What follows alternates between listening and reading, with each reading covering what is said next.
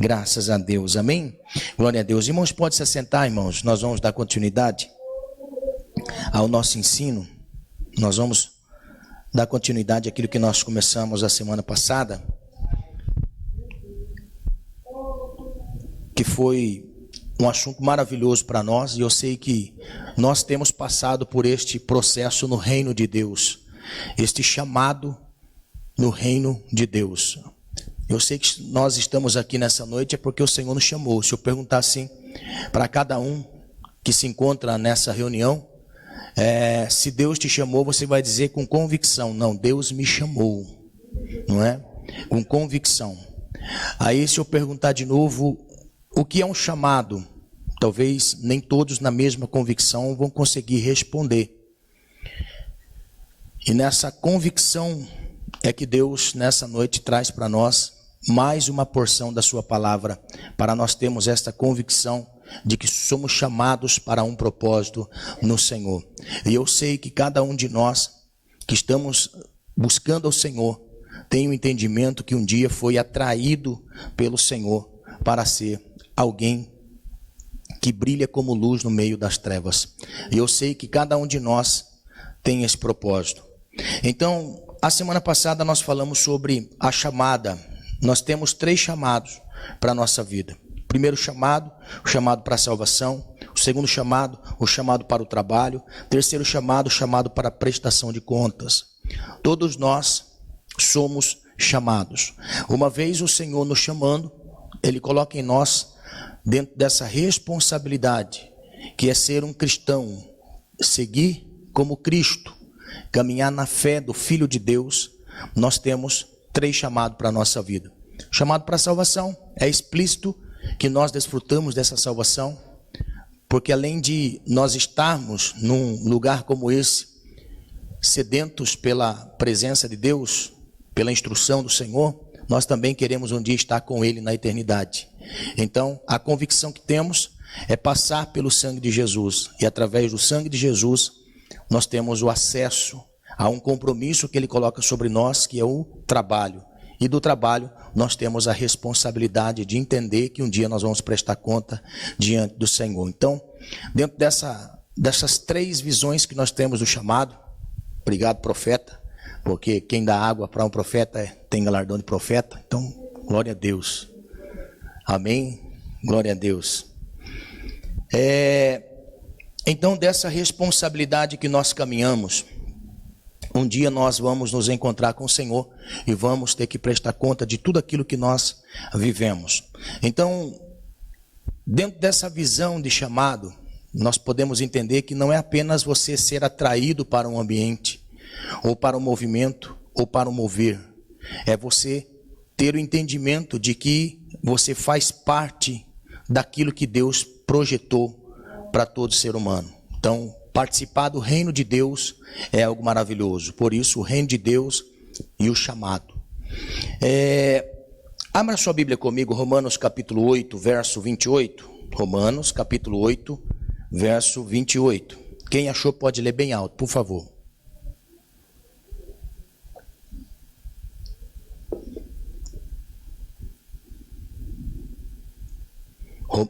Deus faz com que todas as coisas concorram para o bem daqueles que o amam, os que são chamados segundo o seu propósito. Glória a Deus. Então, nós temos o entendimento de que tudo aquilo que sobrevém à nossa vida, a partir do momento que nós aceitamos o propósito da salvação e somos atraídos para um propósito, então logo nós entendemos que somos chamados, atraídos.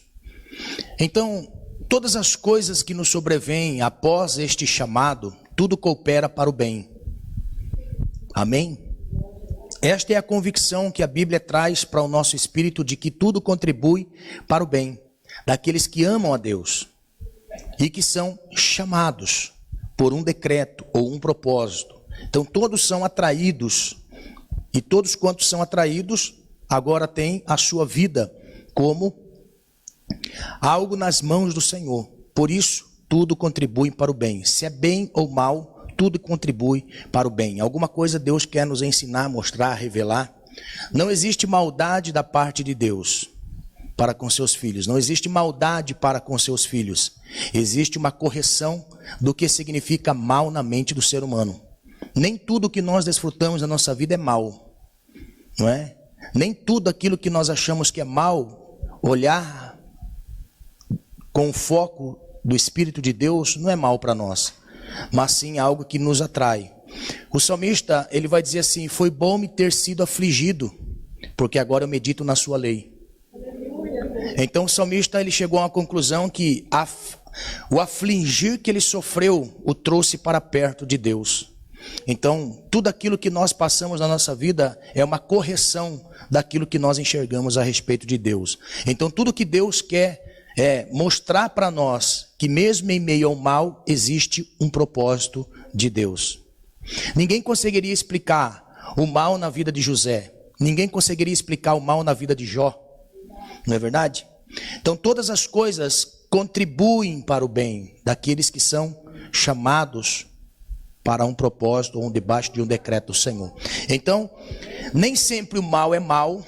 O mal é apenas uma correção da nossa visão que temos a respeito de Deus. Se você perguntar para Jó, o que representou o mal para você? Representou um óculos espiritual para enxergar Deus melhor.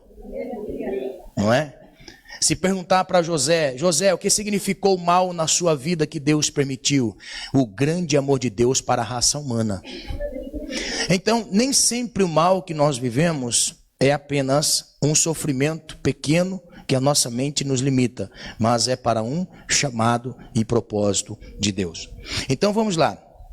A semana passada nós falamos a necessidade da chamada, porque ninguém consegue se achegar a Deus se Ele não se revelar a nós. Ninguém pode dizer assim: eu conheci o Senhor, eu busquei ao Senhor, eu procurei ao Senhor, eu fui ao encontro do Senhor, eu aceitei Jesus. Né? Essa frase, aceitar Jesus, às vezes corta o nosso coração, porque não é o fato de nós aceitarmos Jesus, o fato de nós entendermos o propósito da nossa salvação. Não é verdade? Como nós tão pequeninos podemos aceitar Jesus, se primeiro Ele não nos aceitasse? Então, quando nós temos esse entendimento de que o homem nunca por si só ele vai conhecer a Deus se Deus primeiro não se revelar. Então, o chamado para a salvação é necessário para que o homem conheça o Senhor. A salvação ela é oferecida a todos. Todos estão recebendo o convite do Senhor. Vinde a mim, todos os que estáis cansados e oprimidos, porque eu vou aliviar vocês. Então, todos são chamados à salvação. Todos são chamados para a salvação. Ela é oferecida a todos. Depois nós temos um chamado especial para a nossa vida. O chamado especial, ele é baseado em alguns pilares da nossa fé.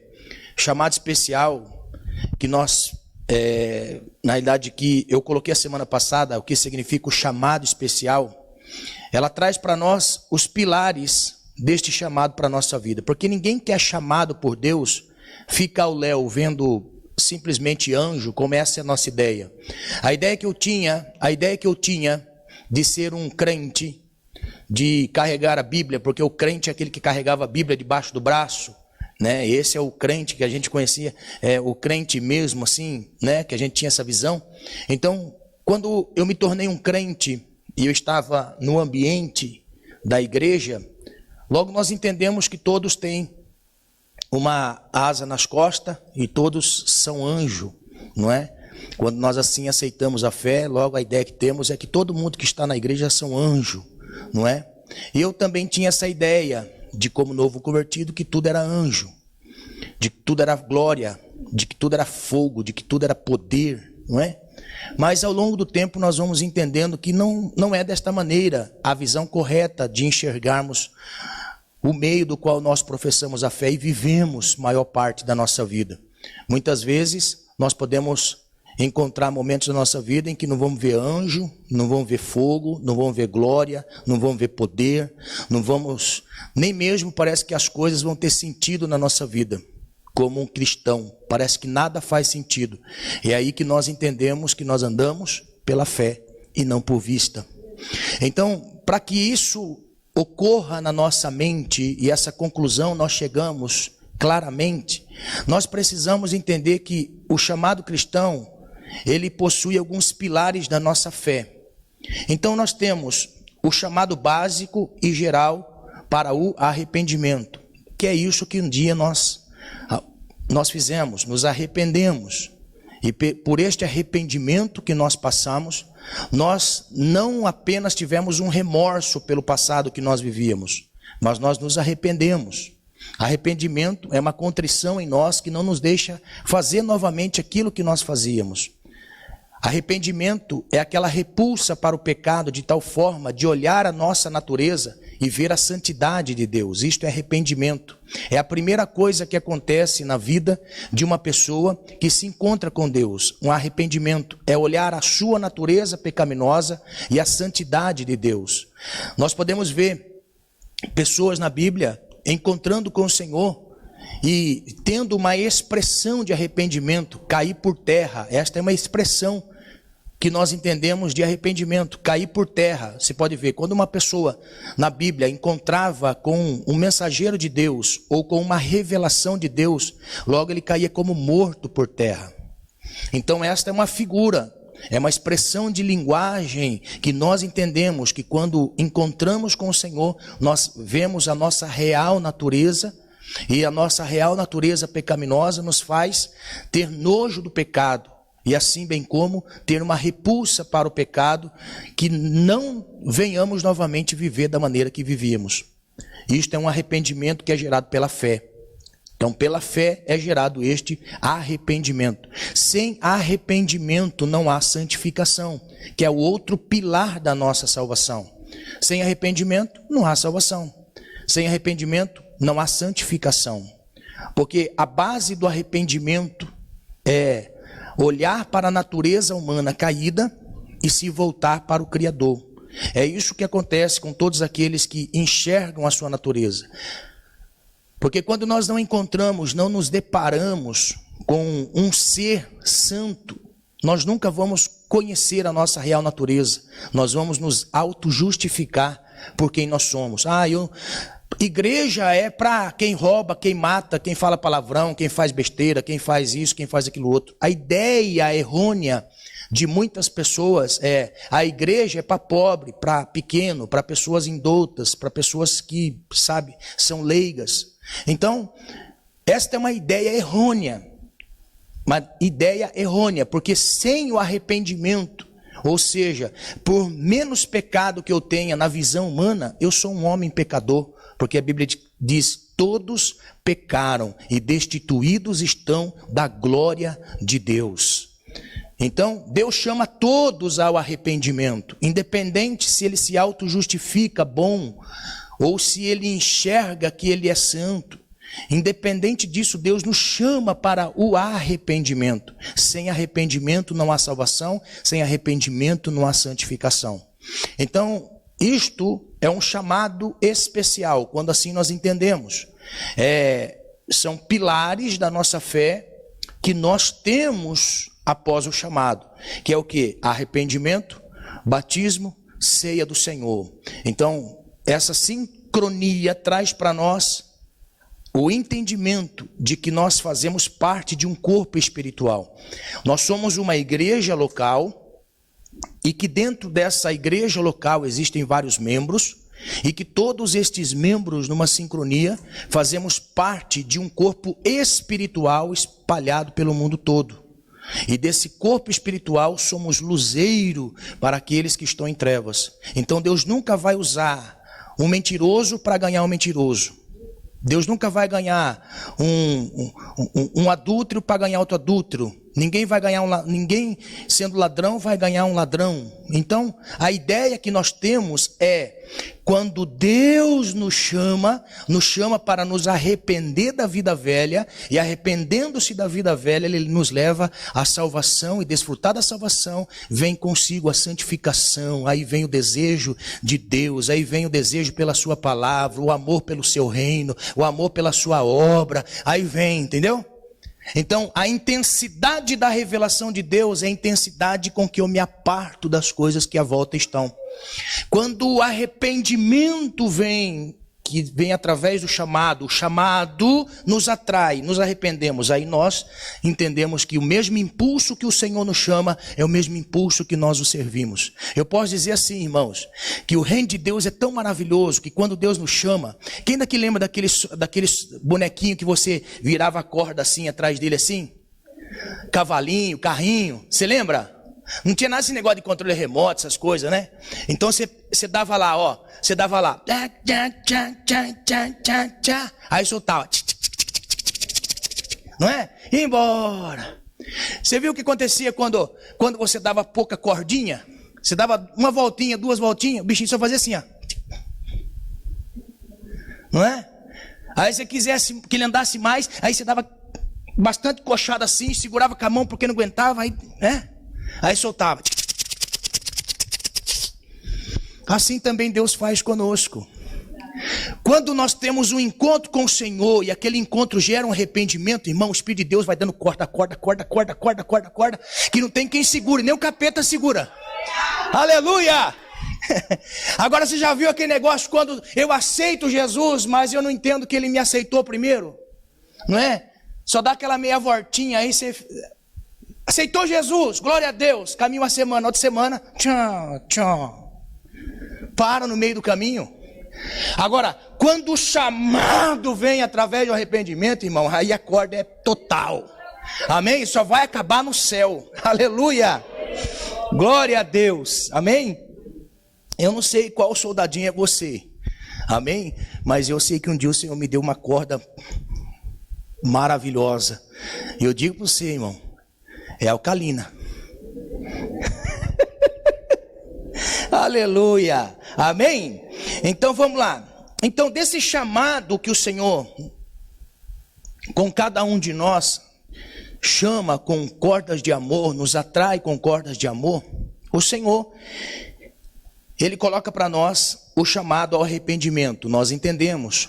Então a repulsa do pecado não é remorso. Remorso você bebe hoje, na semana que vem, no final de semana você já está bem. Aí, quando você bebe, você fala assim, eu não vou beber mais. Aí no final de semana já está bem, vai beber de novo. Então isso aí não é arrependimento. Arrependimento é quando o Espírito de Deus toca em nós e de tal forma, irmão, que nos dá repulsa. Amém? Dá uma contrição. Então vamos lá. Deus nos chama também para a fé. Deus nos chama para a fé. A palavra de Deus em Romanos capítulo 3, que nós estamos sendo chamados para a fé. A semana passada nós paramos aí. O chamado para a santificação. Então, Deus nos chama para a santificação. E aqui eu quero uma atenção muito grande. Por quê? Porque nesse tempo da graça, tudo está confuso para nós. Nesse tempo de graça que nós vivemos, parece que todas as coisas são lícitas ao cristão. Parece que todas as coisas estão acessíveis, podemos, nada é pecado, porque é graça. Não, somos salvos pela graça. Uma pessoa vive no pecado e diz que está vivendo na graça. Mas se eu perguntar assim, o que é graça? A graça não exime a cada um de nós de uma responsabilidade, mesmo sendo graça. Mesmo sendo graça, o Senhor nos chama para vivermos em santificação. O Senhor nos chama para a santificação. E é isso que é confuso às pessoas. A graça é a responsabilidade do pecado original foi pago em Jesus. O sangue de Jesus pagou o pecado original que não dava acesso diante de Deus. É o pecado de Adão que nós recebemos na nossa genética. É o pecado que nos traz divisão. É este pecado que traz separação. A graça de Deus, ela se assemelha ao sacrifício anual do povo judeu. O dia do Yom Kippur, o dia do perdão nacional. Então o dia desse perdão nacional é o perdão que o animal me dá uma graça para mais um ano eu continuar vivendo. Esta é a graça que o judeu vive no dia de Yom Kippur, porque um animal morre em seu lugar. A graça que nós entendemos através do sacrifício de Jesus, ela não precisa ser renovada ano a ano. Não precisamos novamente sacrificar Jesus todos os anos. Não, Jesus morreu uma única vez pelos nossos pecados. Aleluia. Se o pecado do judeu que comemora o dia do Yom Kippur, o perdão nacional, o sacrifício de um animal para perdão do seu pecado, ele colocava um pano sobre o pecado do homem, e de ano em ano precisava o sacrifício, para nós cristãos, o sacrifício de Jesus foi suficiente. Eu não preciso de mais sacrifício para eu ter acesso diante de Deus. Então, neste momento, eu tenho acesso diante de Deus. Olha a figura, como Jesus era uma representação do sacrifício que dava acesso a uma nação inteira a Deus. Então, no dia do Yom Kippur, o dia do perdão nacional, o sumo sacerdote, ele aspergiu sangue daquele animal na sua vestimenta, no seu polegar direito, no seu polegar direito da mão, no polegar direito do pé, e na ponta da orelha direita, o sangue daquele animal era aspergido, e o sumo sacerdote entrava uma vez por ano no Santo dos Santos. Olha só, ele entrava no Santo dos Santos. Quando Jesus morre na cruz, o que acontece com o véu do templo? Está entendendo? Por quê? Porque o sumo sacerdote, ele entrava uma vez por ano. Então ele passava o véu, sacrificando ao Senhor. Deus descia, Deus se retirava e ele saía. O véu abria para ele entrar e abria para ele sair. E ninguém mais via nada lá dentro. Tem pessoas que estão entendendo. Ninguém via mais nada lá dentro. Imagine o povo pelo lado de fora. Imagine o povo pelo lado de fora. O sumo sacerdote entra. O sumo sacerdote, quando ele estava saindo, as pessoas ficavam olhando assim, vamos ver como que é lá dentro, vamos dar uma olhadinha, vamos lá, olha lá, olha lá. Está entendendo? Então o sumo sacerdote saía e virava para o povo. Faziam festa. Quando Jesus morre, o véu se rasga de alto a baixo. Deus estava dando acesso para mim e para você agora entrar no Santo dos Santos. Aleluia. Está entendendo? Então, olha só. Quando Jesus morre, é oferecida a nós essa graça. A graça de entrar no Santo dos Santos, a graça de estar novamente ligado com Deus, esta graça de ligação com Deus, que nós temos acesso através de Jesus. Então, por essa graça, é que nós agora temos acesso para uma outra graça da nossa vida. Que graça é? A graça da santificação progressiva. Se a graça, que é o sangue de Jesus, me dá acesso a Deus, eu tenho comunhão com Deus, agora eu não sou inimigo mais de Deus. Irmãos, entenda a linguagem da Bíblia. A Bíblia diz que quando antes nós éramos errantes, nós éramos inimigos de Deus. Você já imaginou? Você já viu aqui o salmista pedindo a Deus? É lógico que é uma figura. O Salmo 3, quando o salmista diz assim, Senhor, dá um soco no queixo dos meus inimigos, quebra os dentes dele. Você imagina a linguagem, porque naquele tempo antigo era guerra mesmo, tinha que ir para a guerra, matar pessoas, aquele negócio todo, aquela carnificina, pessoas que matavam mesmo. Os guerreiros de Davi, tinha um que matou tanta gente, irmão, que ele começou cedo, terminou à tarde. Quando ele foi tirar a espada da mão, a espada grudou na mão. Está entendendo? De tanto sangue que tinha na sua mão. Porque era literal. Jeremias é usado por Deus para dizer assim ao povo, maldito aquele que veda a sua espada do sangue. Sabe o que Deus está dizendo? Maldito aquele que vai para a guerra e não mata gente. Ou seja, vai para a guerra. Cadê a espada? Está na bainha. Tira a bainha, mata a pessoa. Não. Mata a pessoa se não ser maldito, rapaz. Você consegue entender? Então, a ideia que nós temos do Deus do Antigo Testamento é aquela ideia do Deus que mata, do Deus, não é? E como que é a ideia que nós temos no Novo Testamento? O Deus que manda amar o inimigo. Então parece algo assim meio estranho, meio contraditório. Mas olha só, a Bíblia, ela mostra para nós o Deus que nos dá acesso para conhecê-lo e o Deus que nos dá acesso para viver nele. Isso é graça. Então, a graça imediata me dá acesso a Deus. Quando eu entrego a minha vida a Cristo, através de um arrependimento, de uma contrição, eu me entrego ao Senhor na busca por Ele agora. Então, nesse buscar ao Senhor, eu desfruto da salvação. E automaticamente eu prossigo para um processo de santificação. É isso que nós vamos vendo na vida daqueles que vão se aproximando com o Senhor. Aqueles que andaram com Jesus, ó, que nem João. João foi mandado junto com o seu irmão André para pregar numa aldeia dos samaritanos. Jesus dá ordem a eles, ó, vai na aldeia dos samaritanos e pregue lá. Eles vão pregar. Quando eles voltam, eles dizem assim, mestre, ninguém quis saber da palavra. Permita fazer igual Elias, que fogo do céu venha e consuma todos. Consegue entender, João, assim? Um homem que estava andando com Jesus, manda matar todo mundo. Mas depois nós vemos a escrita de João em uma de suas cartas. Filhinhos, não pequeis. Está entendendo? Então, este processo na nossa vida é o processo de santificação progressiva, que agora atinge a nossa alma. Porque quando o nosso espírito é tocado, há conversão. O nosso espírito se converte. O nosso espírito se conecta com Deus. Naquele momento é santificação imediata. Só que a minha alma não se converte, a minha alma, irmão, ela se regenera. A nossa alma se regenera.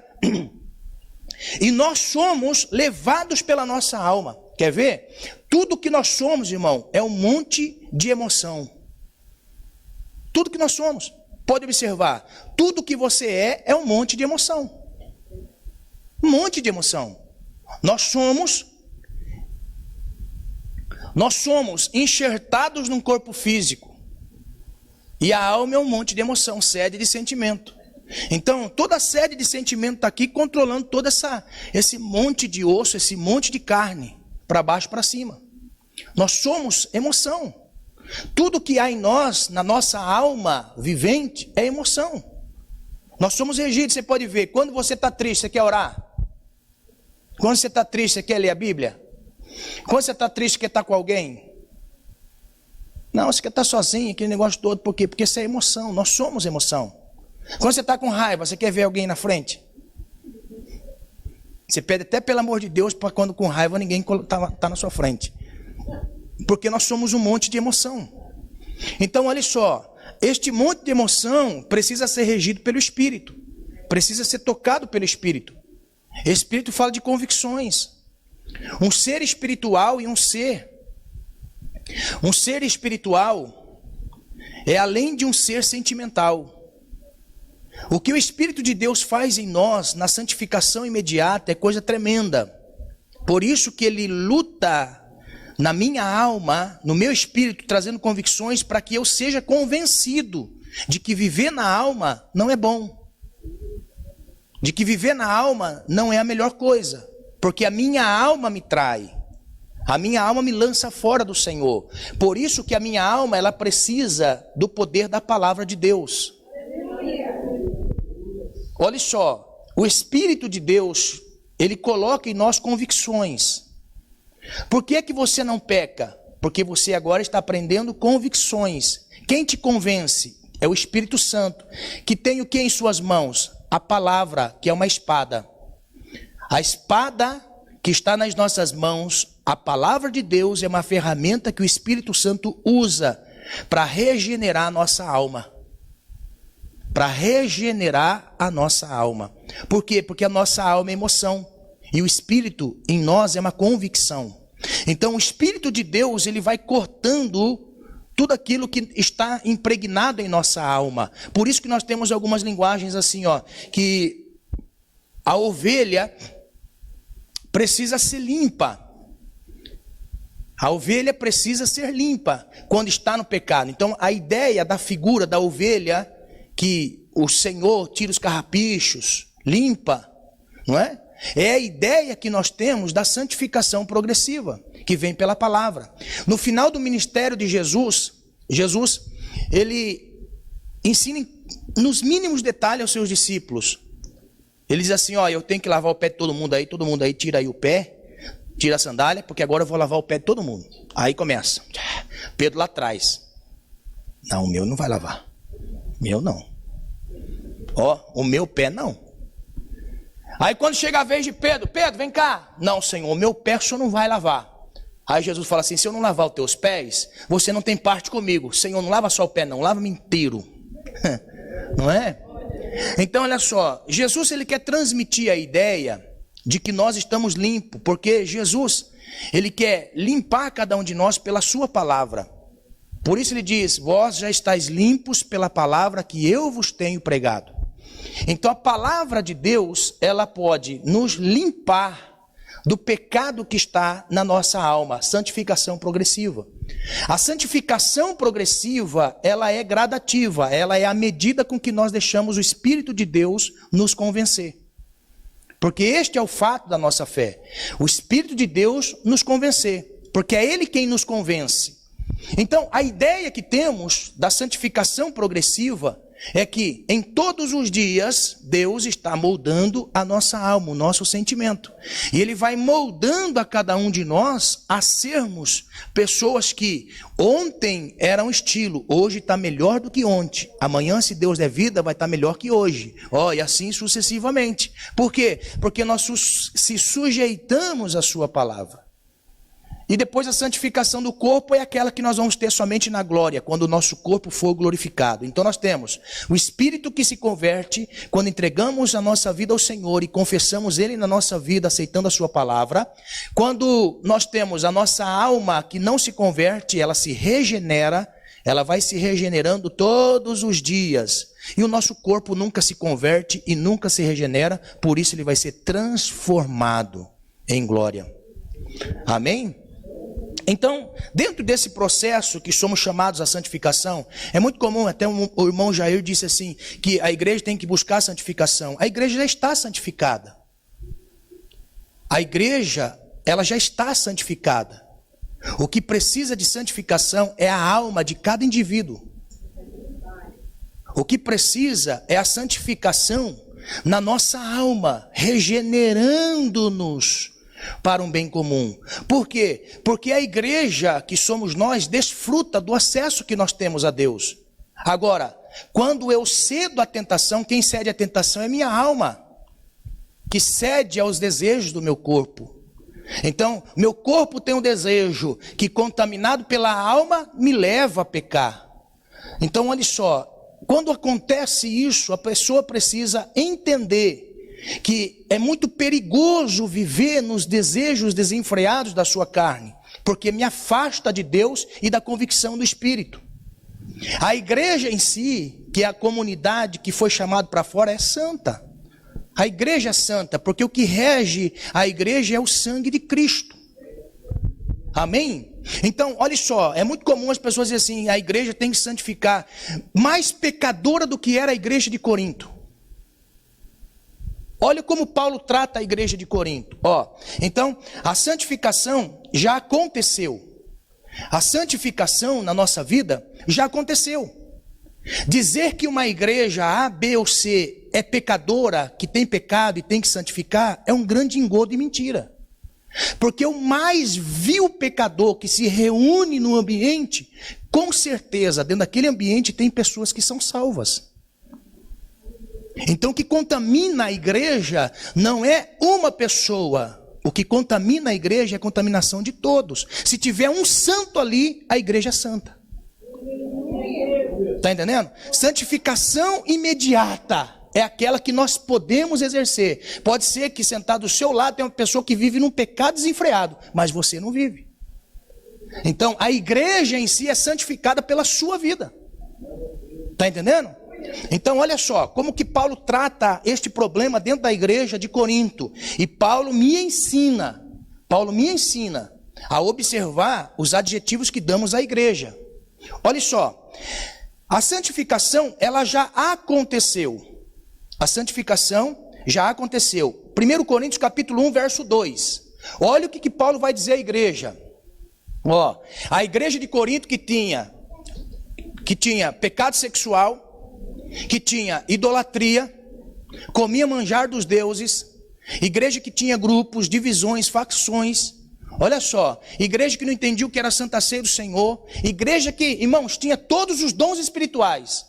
Ser fervoroso não quer dizer que é um salvo. Está entendendo? Tem pessoas que falam assim, nossa, aquela pessoa é tão de Deus. Por quê? Porque fala línguas. É muito pouco. Eu atribuí que uma pessoa é de Deus por falar línguas. Eu atribuí que aquela pessoa é de Deus porque ela profetiza. É muito pouco. Está entendendo? Porque isso são acessórios que Deus coloca à igreja. O que manda para nós é um espírito reto. Uma vida de santificação progressiva numa sociedade caída. Amém? Então, olha só, nós pentecostais, nós temos muitos equívocos para dizer que certas pessoas são de Deus ou não. Então, nós temos que tomar muito cuidado. Olha só, não é porque não está no nosso ambiente que não é salvo. Não, existe salvação, irmãos. Nos quadrantes dessa terra existe salvação aonde uma pessoa estiver santificada pelo Senhor, entendendo o propósito da sua salvação, e ela confessar o Senhor Jesus e renunciar a todos os desejos pecaminosos, é salvo. É muito pouco eu dizer que A, B ou C, igreja A, B ou C é salva ou não. Amém? Então olha só, a santificação já aconteceu, por mais pecador que eu seja. Porém, o que vai mostrar para mim a minha salvação, o que vai revelar a minha salvação, é a minha conduta, santificação progressiva. Santificação progressiva. Uma pessoa que se converte ao Senhor e abandona a fé, o espírito dela, irmão, foi tocado pelo Senhor. Porém, ela não deu continuidade à sua salvação. Ela não esteve em santificação progressiva. Ela não esteve em santificação diária, que faz com que eu venha romper com os meus desejos. Então eu preciso ser orientado por alguém que tem a palavra. A igreja de Corinto tinha tudo, mas Paulo precisou escrever a carta direcionando a igreja a Deus. Está entendendo? É profundo que Deus, irmão, Deus não está dando alimento leitinho para nós, não. Deus está dando alimento sólido para nós. Alimento sólido, somente para os filhos. Amém? Não é leitinho não, Deus vai fazer na sua vida, Deus vai te dar hoje, receba a bênção, isso aí nós estamos até enjoados já. Não é? Olha só, para o filho que já cresceu, é difícil chegar para ele e falar assim, ó, papai vai te dar um brinquedinho. Ele fala, que brinquedinho, papai? Que brinquedinho? Quero coisa de homem. Não é? Tem até criança que não quer brinquedinho, irmão. Não é? Ele já se acha homem. Não é verdade? Então, olha só. Deus está nos dando alimento sólido nessa noite. Vamos lá. A santificação, ela já aconteceu. E vem agora no nosso espírito. Olha como que a igreja de Corinto recebe a carta do apóstolo Paulo. Quem achou pode ler bem alto, vai. 2. 1 Coríntios, capítulo 1, verso 2. A igreja de Deus que está em Corinto, ao ressuscitar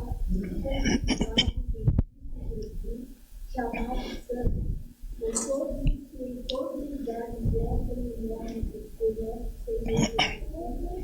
Senhor deles e nós. Olha só, então, o apóstolo Paulo, vendo como estava a igreja, e tendo notícia, eu posso dizer assim, vendo pelas escritas, é até meio estranho, né? Poder enxergar alguma coisa através do papel que foi escrito por alguém. Eu acho lindo isso, irmão. Se alguém escreve, é lindo, maravilhoso. Ó, se alguém escreve algo com uma emoção e com uma inspiração, quando uma pessoa recebe, ele sente a mesma inspiração e tem a mesma visão que aquela pessoa que escreveu. Por isso que eu amo a Bíblia. Porque todos os escritores foram cheios do Espírito Santo. Aleluia! Eles foram todos cheios do Espírito Santo, irmão. Então, da mesma maneira que o Espírito o inspirou para escrever, assim somos nós para ler. Então, olha só, Paulo via a igreja pela escrita da família de Cloe. A igreja tinha todos os problemas, mas como que Paulo chama a igreja? Repete. Igreja de Deus, que está em Corinto. É uma igreja de Deus. Então dizer assim, ó, aquela igreja não é de Deus, aquela igreja não é de Deus, aquela igreja não é de Deus, é perigoso demais. Perigoso demais. Olhar características de algumas pessoas que vivem na igreja de Deus e dizer que ela não é de Deus por indivíduo é muito pouco, porque Jesus morreu para santificar a igreja. A igreja tinha todos os problemas. Talvez você não congregaria naquela igreja. Talvez você não congregaria naquela igreja. Talvez você, santo, não congregaria naquela igreja. Está entendendo? Agora olha só qual é o propósito da nossa salvação e do entendimento. Nós somos santificados pelo sangue de Jesus e somos chamados santos. Agora, o apóstolo Paulo, ele trata a igreja de Deus como santa, mas ele vai tratar todos os indivíduos que tinham responsabilidade de ser santos. É aqui que está o segredo. A igreja, ela é santa, mas os indivíduos que a compõem, que porventura transgridem o processo da santificação progressiva, tem que ser chamado a atenção, tem que ser colocado em público, tem que ser mostrado o seu pecado. Então, dizer que a igreja ela não é santa é muito perigoso, porque Jesus morreu para santificar a igreja. Agora, no processo de santificação, é aqui que Deus trata cada um de nós. Por quê? Porque eu já fui separado e santificado. Agora, o processo de santificação, que a Bíblia vai dizer, ó, a palavra santificado, ela significa assim, ó, entregar, reconhecer ou ser respeitado, separar das coisas profanas e dedicar a Deus. Quando o apóstolo Paulo, ele diz assim, aos santificados, o apóstolo Paulo está dizendo assim, vocês que aceitaram ao propósito da sua salvação, vocês que receberam o propósito da salvação, então por este propósito da salvação, viva nesse propósito. Por isso que ele escreve a carta em comum acordo à comunidade e depois esta carta é lida com os devidos pecados individuais. Mas a igreja já foi santificada. A pessoa já passou pelo processo de santificação. O que precisa é ser regenerado pela palavra. Por isso que Paulo foi obrigado a escrever o que diz a palavra de Deus. Então, a santificação já aconteceu em nós. A santificação aconteceu em nós quando nós assim recebemos o propósito do sangue de Jesus me chamando para ser santo. Este é o propósito. Agora, olha só, Paulo vai dizer assim para nós em 1 Coríntios capítulo 6. A santificação já aconteceu em nós. A santificação, ela já aconteceu nas nossas vidas, através do meu espírito. Meu espírito já foi santo por Deus, santificado pelo sangue de Jesus, santificado para uma nova vida, santificado para o Senhor. Agora, a minha conduta no processo de santificação progressiva tem que ser observada. 1 Coríntios capítulo 6, verso 10. Olha o que ele vai dizer. Ele vai dizer assim, ó, não erreis. Por isso que eu estou dizendo. O apóstolo Paulo disse assim, a igreja de Deus que está em Corinto é santificada pelo sangue de Jesus, já é santa. Agora, o indivíduo que compõe a reunião da igreja, presta atenção, ele está dizendo. Ele vai distribuir as responsabilidades a cada um. Ele vai dizer assim, não erreis, nem os devassos, nem os idólatras, nem os adúlteros, nem os efeminados, nem os sodomitas, nem os ladrões, nem os avarentos, nem os bêbados, nem os maldizentes, nem os roubadores, herdarão o reino de Deus. Agora olha o que Paulo vai dizer. Paulo vai dizer assim, ó, e é o que alguns têm sido. Olha só. A igreja de Deus que está em Corinto, amém, santificado pelo sangue de Jesus, amém, mas olhe só, não erreis, existe uma classe de pessoas que não vai herdar o céu. Aí o apóstolo Paulo fala assim, no grupo de vocês, tem muitos, mas ele está dizendo assim, ó, E é o que alguns têm sido. Mas haveis sido lavados, mas haveis sido santificados, mas haveis sido justificados em nome do Senhor Jesus e pelo Espírito do nosso Deus. Se Paulo terminasse aqui, de maneira nenhuma nós poderíamos, irmãos, pregar contra o pecado que há na vida das pessoas. Se Paulo terminasse aqui, entraria em xeque a santidade de Deus e o compromisso dos pregadores do Evangelho para trazer luz na mente das pessoas, da palavra de Deus, para a santificação progressiva. Que a graça com que muitos têm pregado, a graça pode tudo, faz tudo, vive de qualquer maneira, porque até o final você vai ser salvo.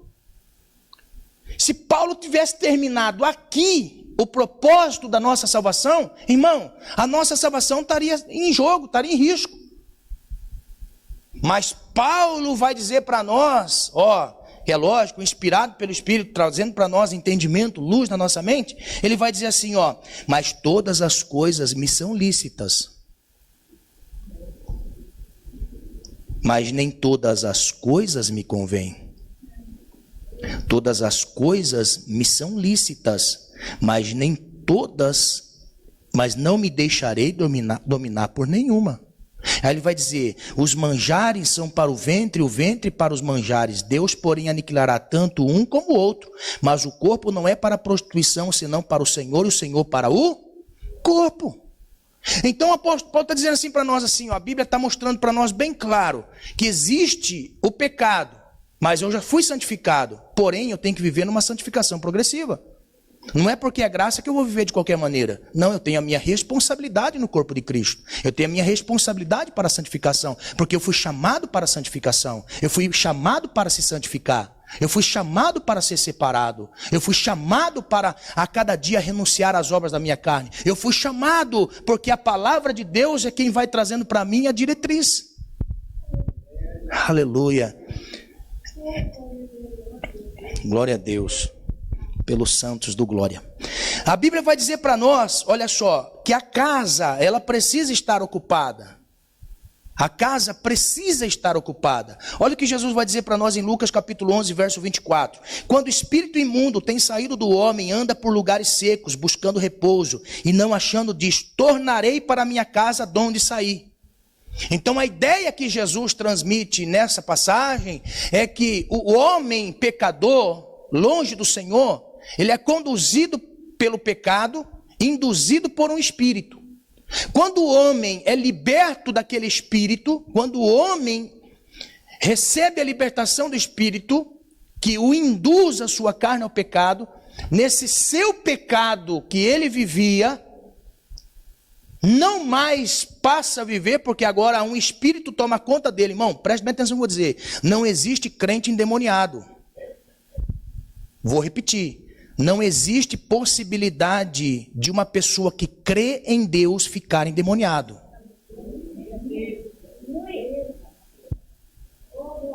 É totalmente contraditório o que a Bíblia diz. Não existe uma pessoa possessa por demônios a partir do momento que o Espírito de Deus entra.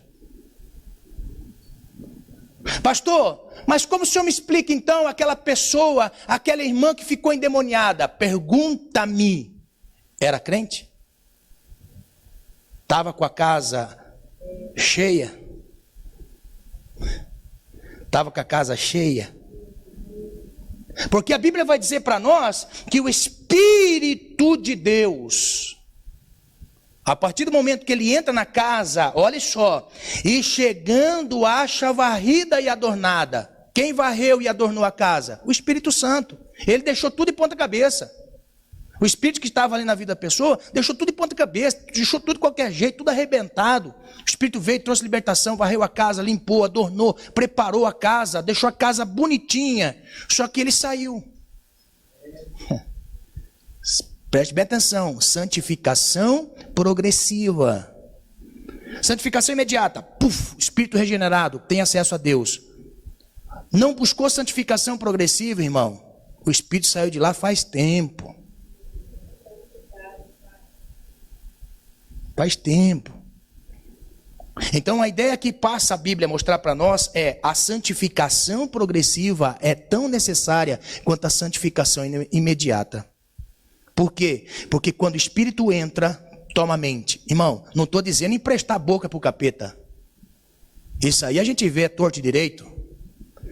Prestar a boca para o diabo, até Pedro emprestou. Preste bem atenção, possessão. Possessão, levar a pessoa, crente, a fazer, sabe esse negócio? Possuir a mente. Pode emprestar os lábios. Você pode ter uma tendência a um pecado e for tentado, atraído, engodado, como Judas foi. Mas ser possuído, falar quem está falando na boca é o capeta, é o diabo, é o Satã, é o não sei quem. Não existe. Por quê? Porque uma vez o Espírito vindo e libertando, ele habita a casa. Está entendendo? Aí o desmantelado deixa a porta aberta. O desmantelado sai, não tranca a porta. Está entendendo? Não vive uma santificação progressiva. Aí o mal, aí ele entra. Aí é o que ele faz. E chegando acha a casa varrida, adornada, então vai e leva consigo outros 7 espíritos piores do que ele, e entrando habitam ali, e o último estágio desse homem é pior do que o primeiro.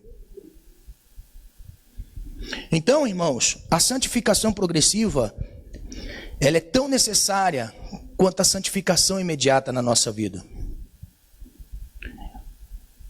É muito perigoso nós usarmos uma vez salvo, sempre salvo. É muito perigoso. É muito complicado nós pegarmos a doutrina de Cristo, receber ela, viver a nossa vida e depois nós sermos salvos. É muito difícil de entender e compreender os princípios da nossa fé a respeito disso. Por isso que o Senhor nos chama a uma santificação progressiva. Amém? Meu Deus do céu, me aguente mais 10 minutos. Olha só, a santificação que vai acontecer na nossa vida, que está em 1 Coríntios capítulo 15, é uma referência à santificação do nosso corpo. 1 Coríntios capítulo 15, verso 50, diz assim: e agora digo isto, irmãos, que a carne e o sangue não pode herdar o reino de Deus, nem a corrupção herda a incorrupção. Eis aqui vos digo um mistério, na verdade, nem todos dormiremos, mas todos seremos transformados, no momento, num abrir e fechar de olhos, ante a última trombeta, porque a trombeta soará, e os mortos ressuscitarão incorruptíveis, e nós seremos transformados. Porque convém que isto que é corruptível se revista de incorruptibilidade, e que isto que é mortal se revista de imortalidade. E quando isto que é corruptível se revestir de incorruptibilidade, e isto que é mortal se revestir de imortalidade, então cumprir-se-á a palavra que está escrita: tragada foi a morte na vitória. Onde está, ó morte, o teu aguilhão? Onde está o inferno, a tua vitória? Ora, o aguilhão da morte é o pecado, e a força do pecado é a lei. Mas graças a Deus que nos dá vitória por nosso Senhor Jesus Cristo. Portanto, meus amados irmãos, sede firmes e constantes, sempre abundantes na obra do Senhor, sabendo que o vosso trabalho não é vão no Senhor. Então, a santificação do nosso corpo dar-se-á quando ele passar pela transformação e ser glorificado. Esta matéria não é má, é boa. O nosso corpo não é ruim, é bom. Mas os desejos do nosso corpo vindo de uma alma pecaminosa é que é perigoso. Você pode observar, tudo o que nós fazemos no corpo provém da nossa alma. Tudo o que nós fazemos no nosso corpo, ou fazemos com o nosso corpo, vem da nossa alma. Tudo, irmãos. Tudo o que o nosso corpo faz, vem da nossa alma. Tudo o que a nossa boca fala, vem da nossa alma. Por isso que Jesus diz, a boca fala do que está cheio o coração. O coração a boca só vai falar aquilo que o meu coração está cheio. Ou seja, tudo que está no exterior, é porque está dentro. Então a minha maneira de falar, minha maneira de vestir, minha maneira de se comportar é que provém do meu ser interior, da minha alma. É por isso que nós precisamos todos os dias ser disciplinados pela palavra do Senhor. Ser disciplinado pela palavra de Deus. Todos os dias. Amém? Todos os dias nós temos que ser disciplinados pela palavra do Senhor. Seja ela num devocional, seja ela ministração por alguém, seja ela por revelação pessoal, não é? Tem pessoas, irmãos, tem pessoas que têm o entendimento da santificação progressiva meditando na palavra do Senhor. Tem pessoas que não chegam a esse intelecto de percepção do que precisa ser mudado na vida, então ele senta para ouvir alguém que traz entendimento, luz da palavra do Senhor. Por isso que nós aprendemos a palavra do Senhor, por isso que nós estamos dispostos a meditar na palavra do Senhor. Amém? Então olha só, somos chamados para o arrependimento, somos chamados para a santificação progressiva, o chamado especial que vem dentre ele, o arrependimento, o chamado para a fé e o chamado para a santificação imediata, progressiva e santificação do corpo que vai acontecer com cada um de nós, se perseverarmos até o fim da nossa vida. Amém? Somos chamados para o trabalho. Mateus capítulo 16. O Senhor nos chama para o trabalho. Ninguém que é chamado pelo Senhor é chamado por acaso. Ninguém que é chamado com um propósito fica parado. Todos nós somos chamados ao trabalho. Então Jesus vai dizer assim, Mateus capítulo 16, verso 24. Diz assim: então disse Jesus aos seus discípulos: se alguém quiser vir após mim, renuncie a si mesmo, tome sobre si a sua cruz e siga-me. Porque aquele que quiser salvar a sua vida, perdê-la-á, e quem perder a sua vida por amor de mim, acha-la-á. Pois que aproveita o homem ganhar o mundo inteiro se perder a alma? Ou que dará o homem em recompensa da sua alma? Porque o Filho do Homem virá na glória de seu Pai com os seus anjos, e então dará a cada um segundo as suas obras. Note, irmão, que a morte para a nossa vida está dentro de um contexto.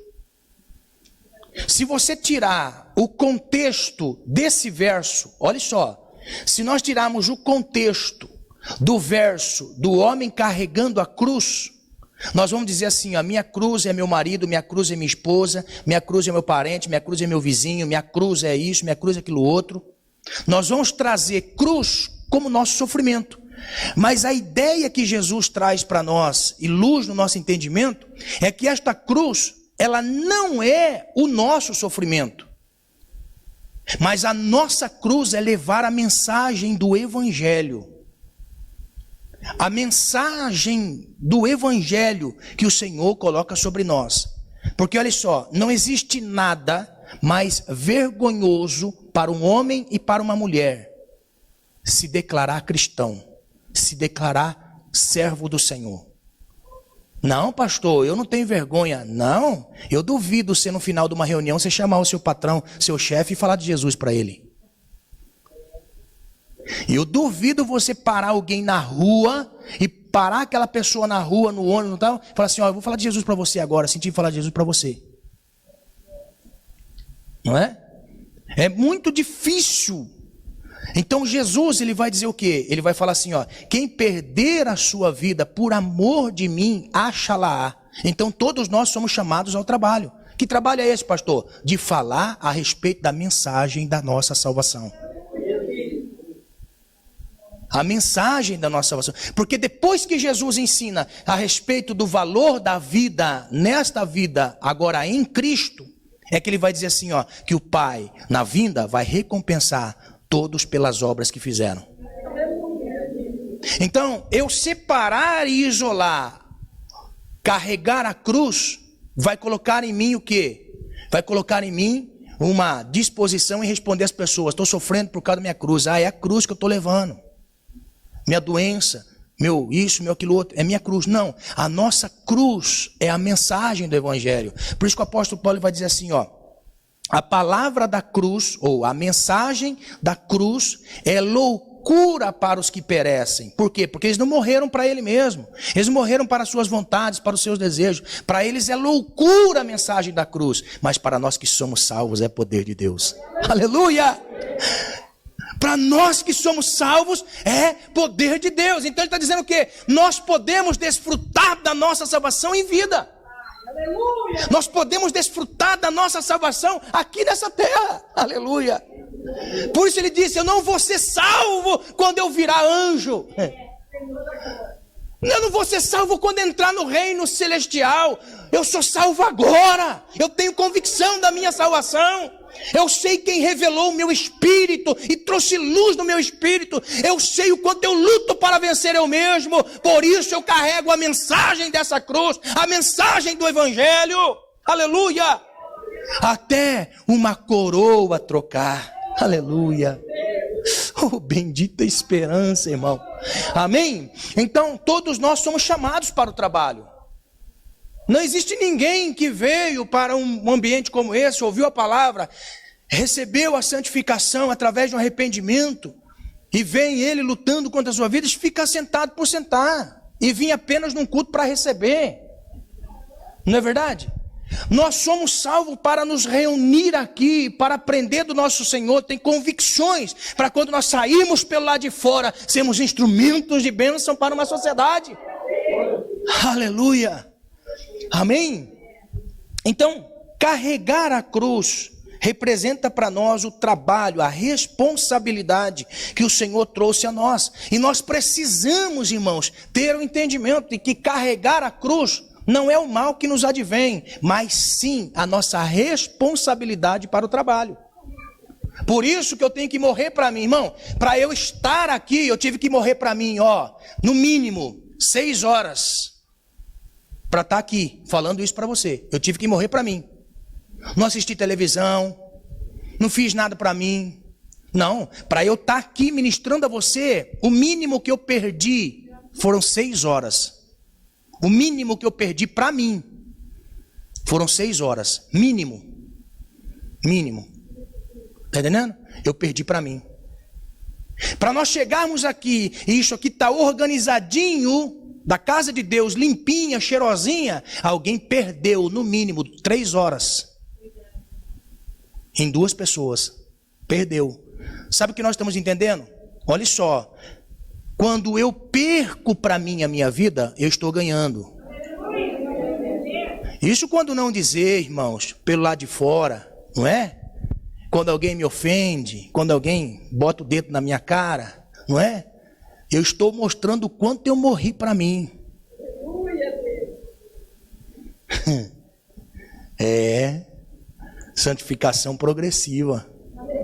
Meu Deus. Está entendendo? É tremendo o negócio, irmão. O negócio é forte, Brasil. É forte, Brasil. Amém? Vamos lá. Então, chamada para o trabalho. Então, todos nós somos chamados para o trabalho. O chamado, ele se divide em 3. Anote aí. O chamado se divide em 3. Vinde, ficai e ide. Esse é o chamado. Vinde, ficai e ide. Então, quando nós olhamos Mateus capítulo 4, verso 18... Já vou encerrar, amém, irmãos? Já vou encerrar, Mateus capítulo 4, verso 18, diz assim: E Jesus andando junto ao mar da Galileia, viu 2 irmãos, Simão, chamado Pedro e André, os quais lançavam as redes ao mar, porque eram pescadores. E disse-lhes, 4:18 de Mateus, amém? 4:18. Agora 19. E disse-lhes, vinde após mim, e eu vos farei pescadores de homens. Irmão, note a sequência. Vinde após mim. Então Jesus está dizendo assim, vinde depois de mim. Eu vou na frente, e vocês vêm atrás. E quem não vai? E quem não vai? Está entendendo? Olha a importância do trabalho. Ó, a importância do chamado e do chamado ao trabalho. Amém? Ó, então vamos lá. Vinde após mim, eu vos farei pescadores de homens. Então eles, deixando logo as redes, seguiram-no. Eles não disseram, deixa eu ver se eu estou sentindo no coração de ouvir o chamado. Eu falei assim, viu? Você não quer descer as águas? Faz tanto tempo que você está servindo ao Senhor já, está indo na igreja. Não quer descer as águas? Pastor, eu não senti ainda o chamado para o batismo. Eu falei, meu pai. Mas vamos lá, Eloy, falta entendimento, amém? Esse negócio de sentir, irmão, as coisas que é terrível demais. Nós não fazemos nada por sentir, irmão. Nós fazemos por convicção. Nós não fazemos por sentir. Nada nós fazemos por sentir, nós fazemos por convicção. Palavra de Deus está dizendo. Então Jesus falou assim: vinde após mim, eu vou fazer vocês pescadores de homens. Então eles, deixando logo as redes, seguiram-no. E adiantando-se dali, viu outros 2 irmãos, Tiago, filho de Zebedeu, e João, seu irmão, num barco com seu pai Zebedeu, consertando as redes, e chamou-os. E eles, deixando imediatamente o barco e seu pai, seguiram-no. Então olha só, o chamado que se divide em 3, vinde. O Senhor está nos chamando para a salvação, nos chamando para o arrependimento, nos chamando para a santificação. Agora olha só, nos chamando para o trabalho. Ó, que é a terceira visão, a terceira coluna do cristianismo, chamar para o trabalho, para ser discípulo do Senhor. Vinde. Então, eu vim. Mas depois que eu vim, eu não posso dar corpo mole, porque eu tenho que ficar. Está entendendo? Eu só vim. Me alegrei. Vocês são bem, vocês são gostosos de estar com vocês. Eu gostei do culto, gostei do ambiente, gostei de vocês. Gostei, olha só, gostei muito, olha. E chega até e fala para os amigos: ontem eu estive lá com fulano e tal, mas gostei demais. A igreja gostosa, as pessoas são legais. Mas se vai continuar? Não sei. Não, é vinde e ficai. Está entendendo? Ficai, porque olha o que diz em Lucas 24. Lucas 24, está dizendo assim, ó: e eis que sobre vós envio a promessa de meu Pai. Ficai, porém, na cidade de Jerusalém, até que do alto sejais revestidos de poder. Jesus estava dizendo isso para quem? Para quem? Discípulos. Nome dos discípulos, vamos lá.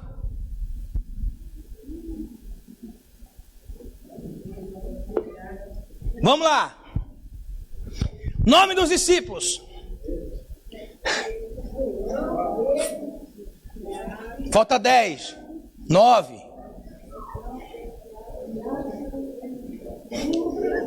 8, 7. Marcos, quem falou Marcos aí? Misericredo.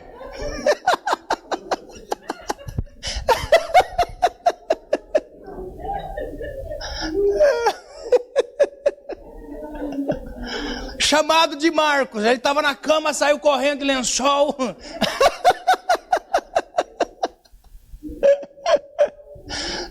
Vamos lá. Olha só. Esse chamado, o vinde, foi para os discípulos, porque eles ficaram. Zaqueu. Olha só, eles ficaram. Eles ficaram aonde? Atrás de Jesus. Permaneceram com o Senhor. Então, esta mensagem que Jesus traz aqui, ó: vocês fiquem agora em Jerusalém. Por quê? Porque vocês ficaram andando comigo 3 anos e meio. Agora vocês vão receber poder. Vocês já estão limpos, agora vocês vão receber poder. Aleluia. Ó, então, presta atenção. O período de 3 anos e meio que eles andaram com Jesus, eles foram limpos e mudados no seu intelecto. Ó, o ficar tem 2 conotações. Primeiro, ficar no propósito da sua salvação, seguindo a Jesus. Para mudar o quê? Para purificar-se através da palavra de Jesus, endireitar o entendimento, o intelecto, aprender, compreender qual é o propósito. Estavam caminhando com o Senhor. Quando Jesus fala assim: agora vocês fiquem em Jerusalém. Por quê? Porque agora vocês vão ser revestidos de poder. Vocês foram mudados. purificados pela palavra, orientados pela palavra, agora vocês vão receber poder do céu. Então, existem muitas pessoas, olha só, existem muitas pessoas que ficam no ambiente da igreja. Ficam no ambiente da igreja. Quando? Culto de quinta-feira, libertação, receber poder. Ficam no culto de domingo, vêm para a igreja para ouvir a palavra do culto da família. Mas nunca vão desfrutar do poder que o Espírito de Deus proporciona. Porque só andam com Jesus para serem purificados, mudar o intelecto, a mentalidade, mas nunca receberão poder na vida para continuar vencendo a sua vida. Nunca receberão poder para experimentar coisas surreais. Nós, como crentes que acreditam no poder do Espírito Santo, não apenas na sua regeneração, porque o Espírito Santo regenera a nossa alma, além disso, o Espírito Santo nos dá poder, irmão, convicções de poder, de ser instrumentos e luz no ambiente que vive. Está entendendo? Então Jesus nos chama para vir, mas para ficar. Aí depois fica e aprende, aí ele vai dar uma missão. Mateus capítulo 28, diz assim, Mateus 28, 19. Portanto, ide, ensinai todas as nações. Aqui que está um segredo muito importante. Ensinai todas as nações. Como é que eu posso ensinar alguma coisa a alguém se eu não aprendi? Porque eu não fiquei. Eu não tive preocupação de ficar atrás de Jesus, andando com Jesus. Irmãos, imagine a vida dos discípulos. Imagine, dormia na casa das pessoas, né? Percorria caminhos longos, acordava cedo, dormia tarde. Olha a vida deles, não é? Andando com o Senhor, um dia estava na Galileia, na Judéia, estava lá em Samaria. Jesus percorria as aldeias, Decápolis, as 10 cidades, as 10 aldeias. Jesus andava por todo Jerusalém. Jesus acordava cedo, dormia tarde. Ou quando dormia, quando não passava a noite em oração. Aí, cansado, ele ia em busca dos discípulos, que está tudo se afogando. Olha só aqui. Tá entendendo? Imagine, andar com Jesus. A noite e dia andando com Jesus, vivendo e convivendo com Jesus. Você imagine como que não era o ambiente da vida deles, como que não era? No estilo de vida. Ficaram, aprenderam, depois foram para Jerusalém, ficaram 10 dias orando para receber poder, para depois ir ensinar as nações. Irmãos, olha só, os discípulos tinham uma mensagem, e eles tinham que ensinar as nações, ensinar pessoas. Hoje você consegue ensinar alguém a respeito da sua fé? Você consegue sentar com alguém e ensinar a essa pessoa a respeito da sua fé? Você consegue trazer luz na mente do seu colega de trabalho, sentar com ele? Nem que você pegue, eu já fiz muito isso, nem que você pegue um papelzinho amassado no bolso que você já leu, estudou, você escreveu ali, você chegar nele e falar assim, eu tenho aqui o propósito da salvação da sua alma, quer me ouvir? Quantas vezes eu já fiz isso? De sentar com pessoas, pegar livros, apostila minha, aqueles negócios todos, sentar lá e escrever. E depois chegar junto da pessoa e falar assim, você quer aprender qual que é o propósito da sua salvação? Você consegue ensinar alguém a respeito da sua fé? Você está disposto a ensinar alguém a respeito da sua fé? Porque isso é o ID do Senhor. Hoje nós estamos vendo as igrejas, e isso não só a igreja local, mas a igreja espalhada por mundo todo. Nós estamos fazendo reuniões para crente. Pregamos para crentes. Existem pastores de crente.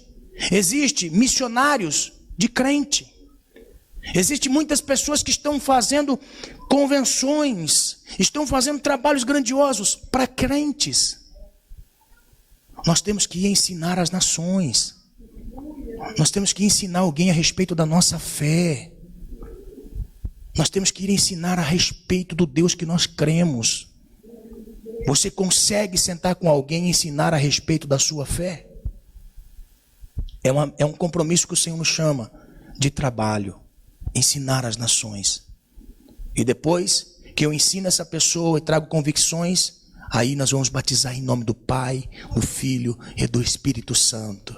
Fazer dele discípulo do Senhor e enviá-lo também como nós fomos enviados. Aleluia. O meu trabalho tem sido árduo, irmãos. Quando eu penso que um discípulo está sendo formado, o discípulo vira um Judas e sai embora, vai embora, não é? Mas uma coisa eu tenho dentro de mim, eu pude cooperar. Ficando, eu pude cooperar. Aprendeu muita coisa a respeito do Evangelho, a respeito do Deus que eu creio. E eu creio em nome de Jesus, irmãos, que muitos estão se formando. Eu gostei da palavra que o Juarez disse para nós na reunião aqui que nós tivemos na sexta-feira, no sábado. O Juarez disse assim: nós precisamos ser igual ao Senhor, pastor. Eu gostei, viu, Juarez, dessa sua palavra. E eu creio que Deus pode dar muito mais do que Ele deu para mim, para você. Amém? Eu creio nisso. Porque desde quando ele veio, nós batizamos o Juarez, e o Juarez tem estado na mesma posiçãozinha. Mesma posição. Não é, Juarez? Mesmo trote, mesma caminhada. Ele tem estado caminhando, não é? Ele não foi nem para a direita, nem para a esquerda, ele não era nem PT, nem PSDB, ele continuou sendo de Cristo.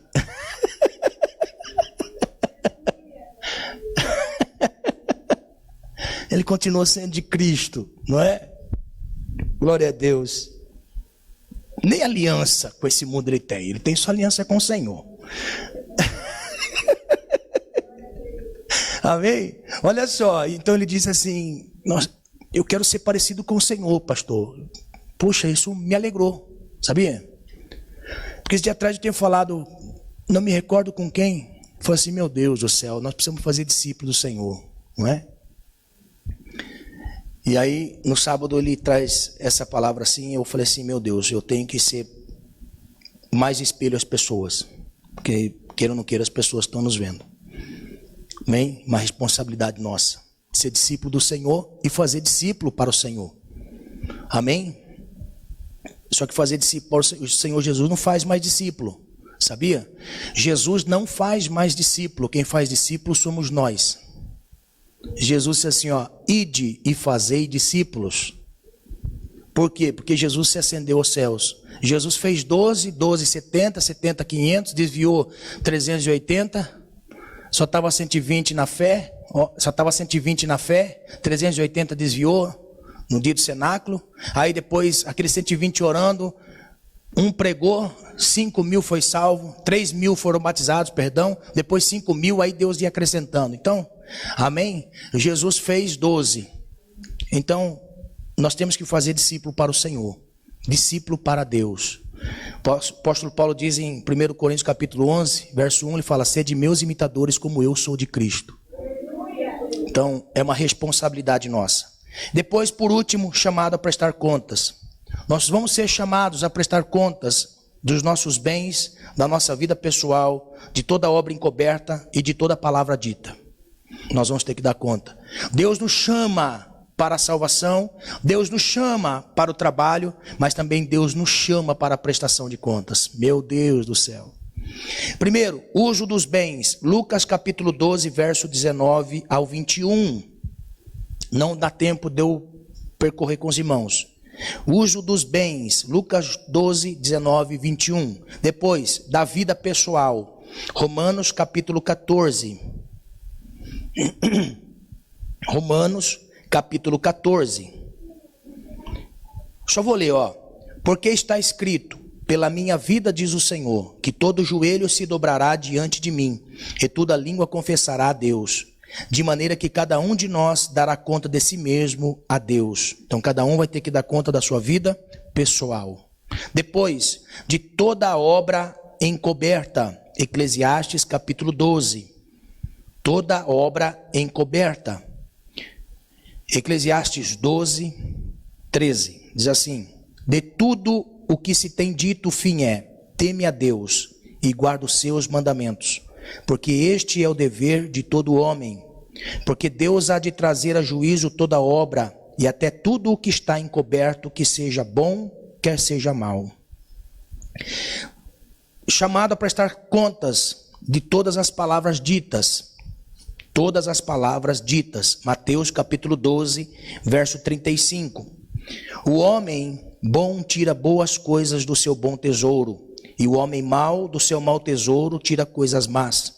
Mas eu vos digo que de toda palavra ociosa que os homens disserem, hão de dar conta no dia do juízo. Porque por tuas palavras serás justificado, e por tuas palavras serás condenado. Então, nós somos chamados a uma responsabilidade como filho de Deus. Vocês viram que a graça nos dá acesso, mas para nós estarmos em Deus custa preço. Nós temos que pagar um preço. É aí que nós entendemos, o sacrifício anual do cordeiro era uma vez por ano. O sacrifício anual, um cordeiro por ano. Agora, todos os dias eles estavam sacrificando ao Senhor. Todos os dias eles sacrificavam pelos seus pecados. Todos os dias eles sacrificavam. Então note, a santificação progressiva, o cordeiro. A santificação progressiva são os animais, os cereais. Tudo com propósito diante do altar do Senhor. Então, esta graça nos chama para uma responsabilidade. Eu gosto sempre de dizer, estamos no reino de Deus, e parece que o reino de Deus, a coisa mais apertada, não é? Se antigamente era o ato, no reino de Deus, é a intenção. É a intenção. Amém? No reino de Deus sempre vai ser a intenção. Porque provém de dentro para fora. E é isso que Deus quer fazer, de dentro para fora nas nossas vidas. Amém? O reino de Deus e o chamado, maravilhoso para nós, somos chamados. A salvação, somos chamados. Para o trabalho, somos chamados para prestar contas. Amém? Em nome do Senhor Jesus. Que Deus nos abençoe e que Deus venha sobre nós e brilhe sobre nós a luz de teu rosto para a glória dele em nome de Jesus. Amém? Se coloque de pé, irmãos, por favor. Vamos orar, vamos encerrar. Deus tem estado conosco. Deus tem falado conosco. Deus tem estado conosco, manifestando o seu poder e a sua graça sobre as nossas vidas. Amém? Que Deus venha sobre nós em nome de Jesus. Vamos orar? Feche seus olhos. Amanhã tem culto, amém? Amanhã nós temos um culto aí maravilhoso para a glória do Senhor. Vamos orar? Senhor, obrigado, Pai, por essa noite. Obrigado pelos meus irmãos que o Senhor trouxe nessa noite para ouvir a Tua palavra. Obrigado, Senhor, por meus irmãos que aqui estão, Senhor, ouvindo a Tua palavra e sabendo, Deus, que é o Senhor quem nos chama, Pai. E aceitamos este chamado, Senhor. Este chamado para a salvação, este chamado para o trabalho, este chamado, Senhor, para prestar contas um dia, Senhor. Nos ajude a entender, meu Pai, a cada dia mais e mais, servir ao Senhor, buscar ao Senhor, temer ao Senhor, que o nome do Senhor vá diante de nós, Pai, em nome de Jesus. Fortalece as nossas mãos para a batalha e os nossos pés para caminhar nos teus caminhos e ser, ó Pai querido, instrumento de bênção na vida de muitas pessoas. Pai, em nome de Jesus, é o que nós aqui, Senhor, te pedimos e em nome de Jesus te agradecemos, Pai, em nome de Jesus, amém e graças a Deus. Que a comunhão do Pai, do Filho, do Espírito Santo fique com a igreja, não só hoje, mas para todo sempre, amém. Está terminada em nome de Jesus. Amém? Que Deus abençoe.